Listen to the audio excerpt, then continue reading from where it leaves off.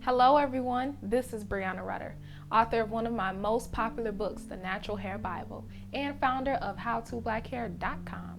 For these videos, I love to answer the questions that you all send me via email. So if you have any questions that you would like for me to answer, check out the description box below for more information.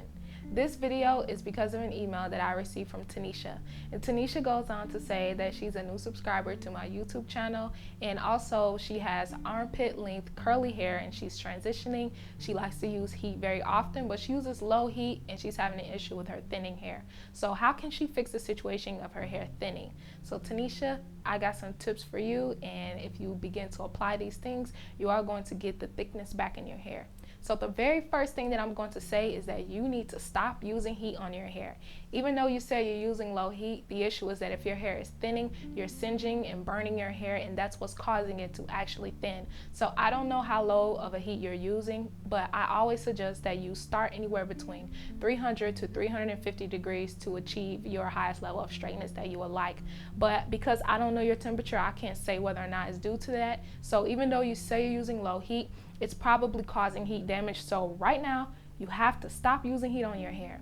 Now, the second tip that I'm going to suggest to get your hair back on the right track is you need to start alternating between deep conditioning treatments and protein treatments. The problem with using heat on your hair is that over time, if you're doing it constantly, it's going to deplete your hair of protein and moisture. So in order to get your hair back healthy, you have to alternate between the two. So 1 week do a deep conditioning process, and the next week do a protein process, and keep going back and forth. If you're noticing that your hair is becoming too stiff, maybe you need to let down on the protein, but this should help you balance your hair back out because obviously it's becoming unhealthy. Now, my last tip is that it's all around better to just use a weave when you want to achieve straight hair.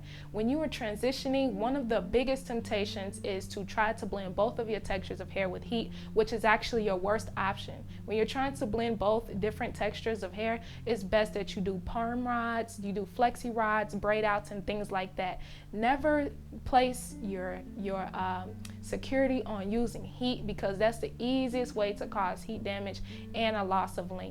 So instead, do full sew-ins or wear braids or different things like that to give you more of a straighter look instead of constantly putting heat on your hair so often.